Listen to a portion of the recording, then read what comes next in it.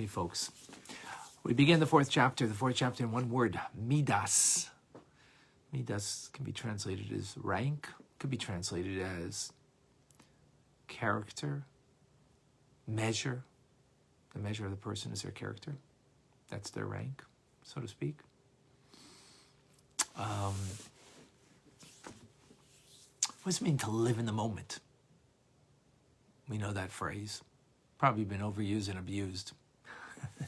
We're going to get a new definition of that today. A new idea, a new concept of that. So what did we learn in the previous chapter? Many levels of Abeinani. Remember, Abeinani is the individual can master thought, speech, and action. Not a small thing. It was easily said, not easily done. How to master that.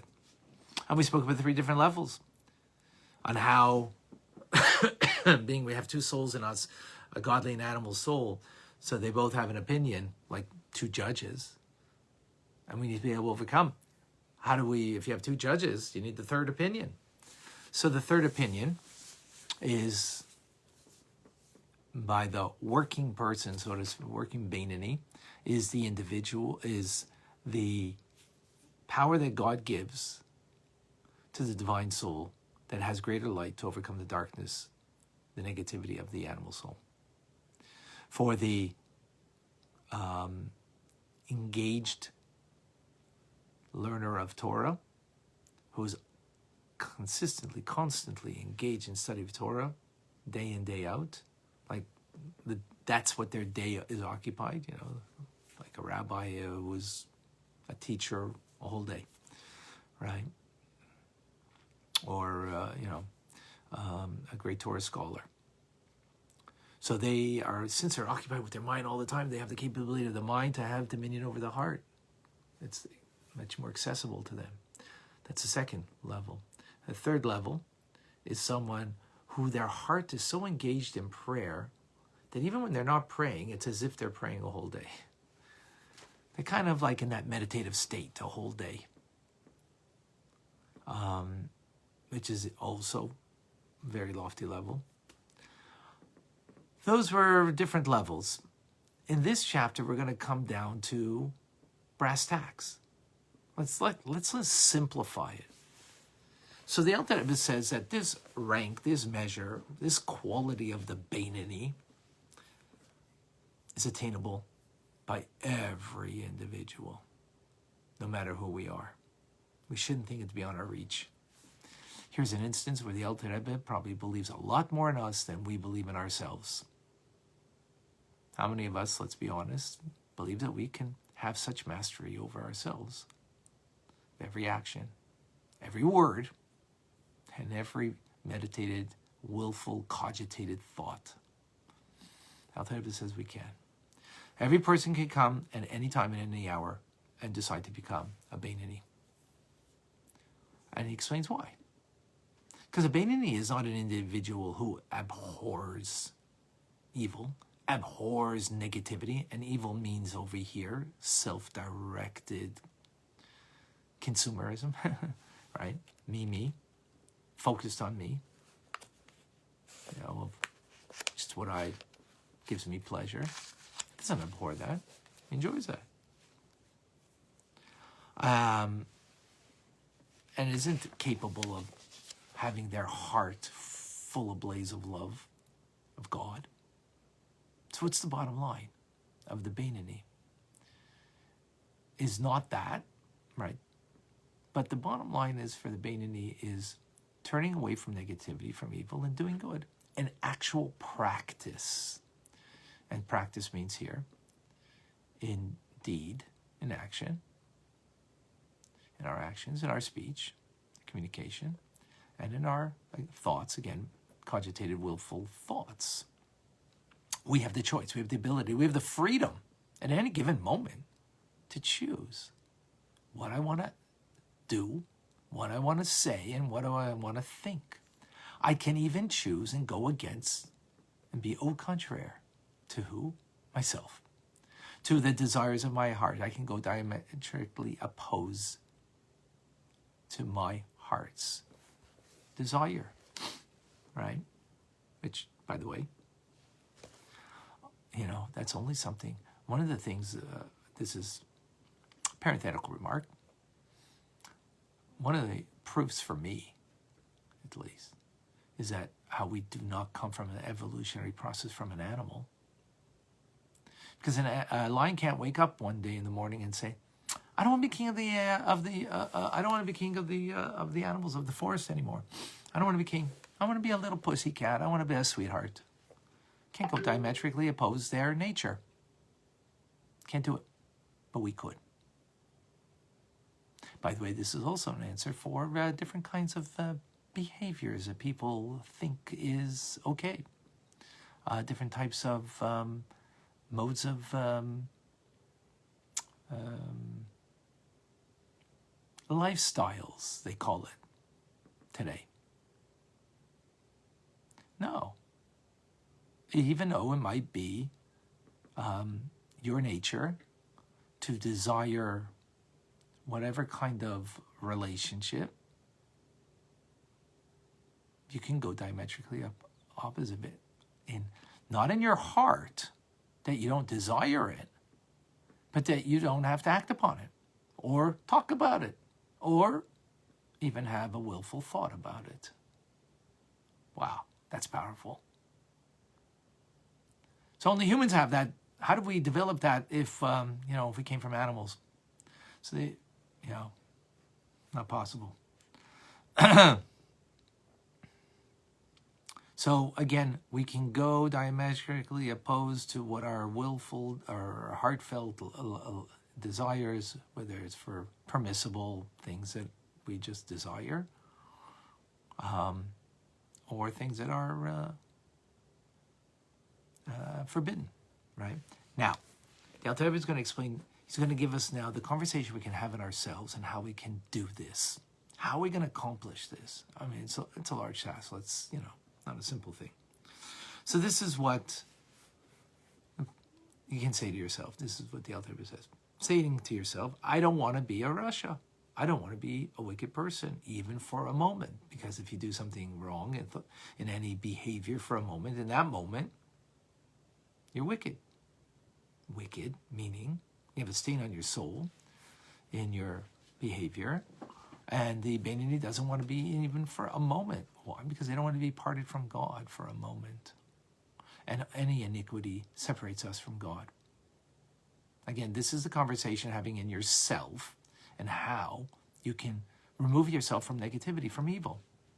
And furthermore, not only do I want to be removed from negativity and not be separated from God even for a moment, but I desire instead that my soul, nefesh, ruach, and neshama, should be invested in the three garments of self-expression of thought, speech, and action in Torah and mitzvahs, because through that, what do?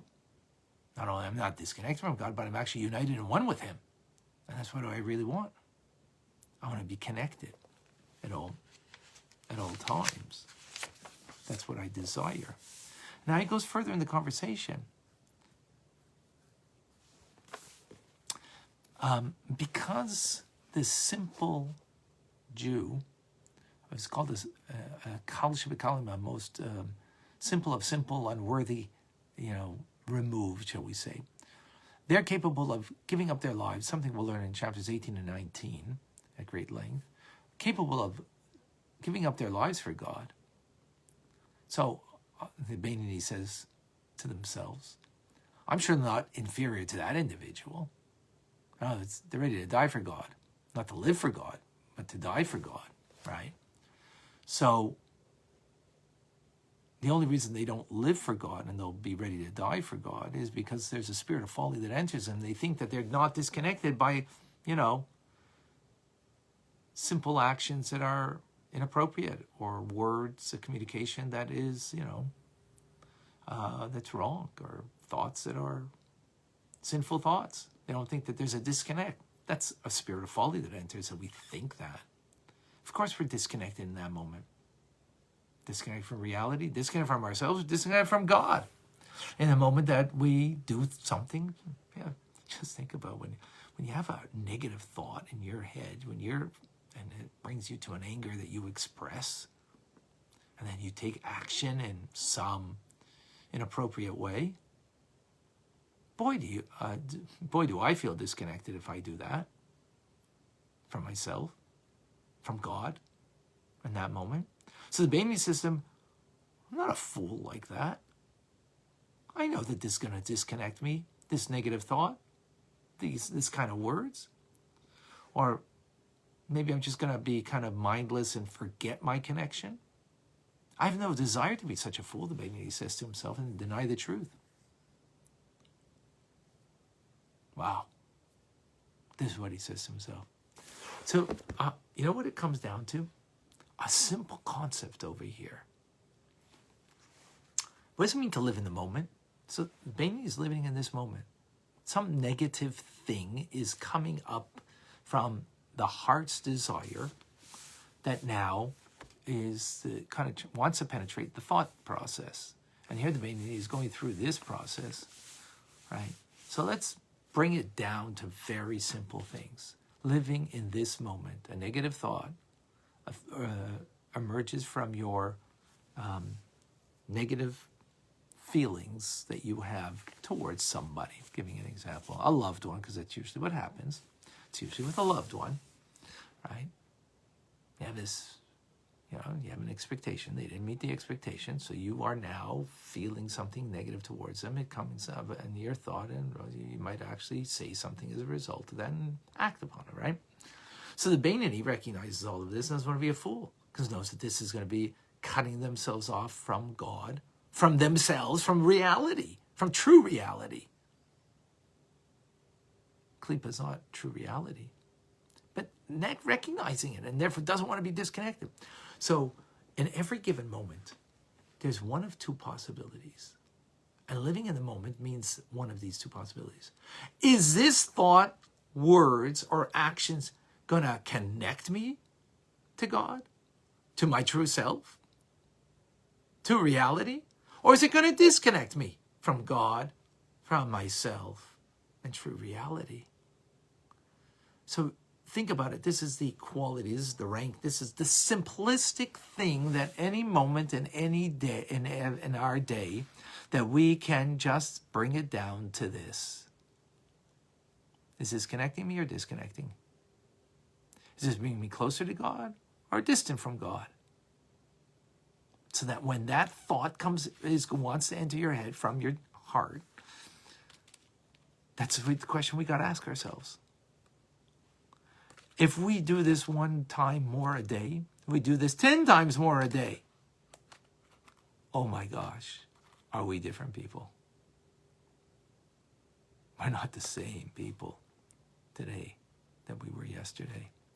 Just adding this simplistic thing to the agenda, to our day, to our lives. Extremely powerful. Alter Rebbe continues, it says, it's different, however, when it comes to the things of the heart, right? Because things of the heart, to have absolute love for God, absolute hatred for anything that is au contraire to God, that's only given to the tzaddikim, to the righteous. To delight in God is akin to the world to come. That's a gift that not every person is privileged to have. We're not. That's given over to a few. It's like the Kohanim have gifts. Not everybody can be a Kohen. You can be, only certain people are a Kohen, and they have the certain gifts that have been given to them.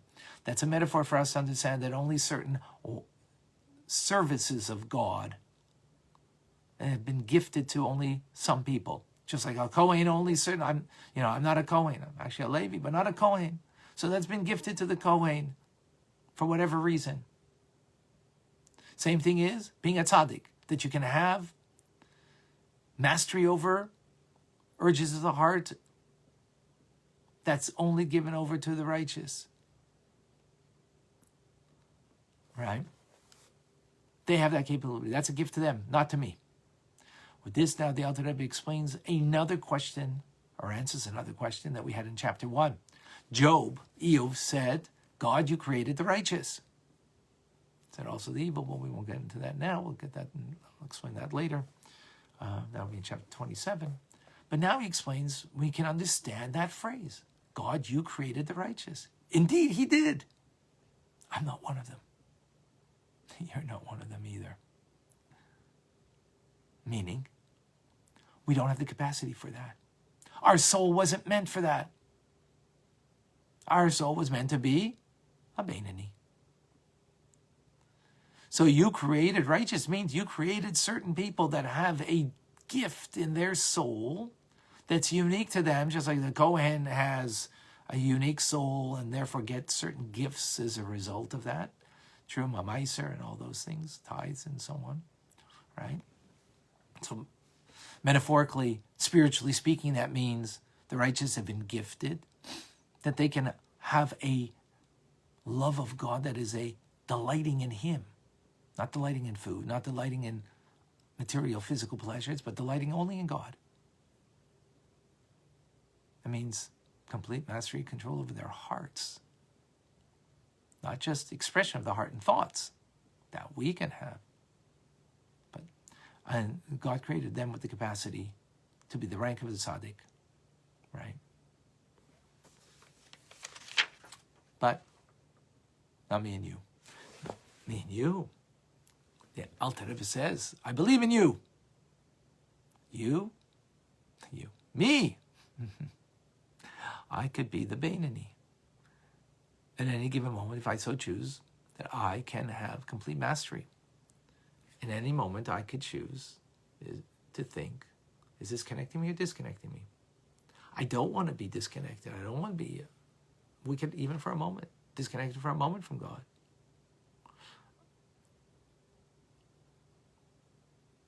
Not only I don't want to be disconnected, really what I want is to be connected. So every moment is an opportunity, connect or disconnect. Right now, right? You have an opportunity. Some of you might be watching and kind of half watching. You have a choice. Fully engaged? Is that what God wants, or He wants you only partially engaged? Does He want that, when that, again, the negative thought enters my mind? Is that what He wants? Is that connecting me? Is that connecting me to God? Is that connecting me to my truth, to my inner reality? Or is that a disconnect? We have a lot. I know now that. I think this is an easy, I know now that, but please share. Crystal from Australia. Pamela from Virginia. Linda, very powerful indeed. Ruth, welcome. John says, I know now that in spite of the selfish emotions that arise, we have the will, free will, to decide not to be a rasha for even a second. For in that second, we become separated from God. Excellent, well said. If there's someone who can come online over here, share. Robert, would you be open to that? Linda, Stan from England, would you be open to that? Erica,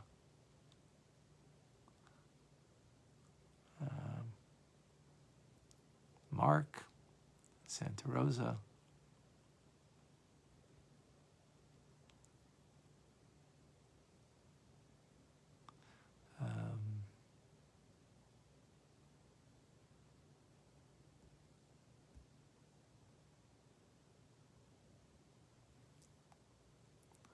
Okay, Luciana.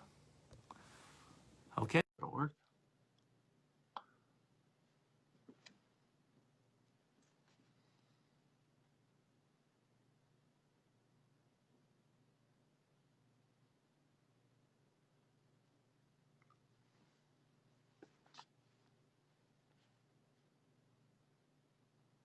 In the meantime, okay, declined.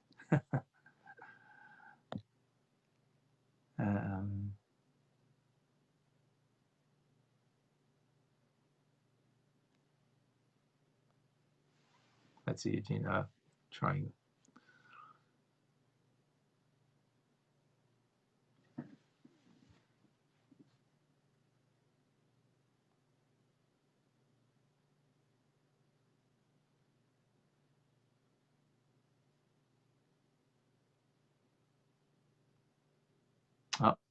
Okay?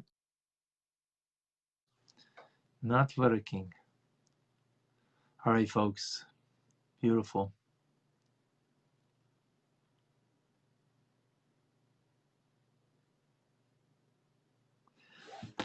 Sharing is caring. Please share. Also, for those who haven't yet private messaged me with your email, please do, so you can get more things coming up. This is powerful. Um,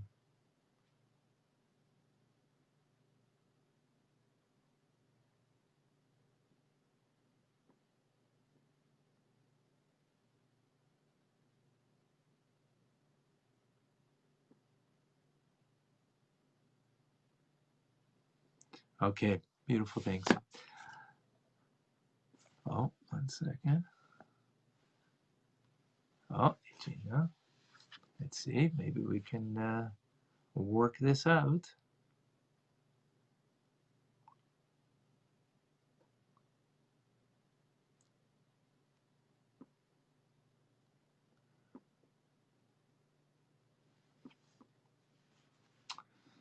Okay.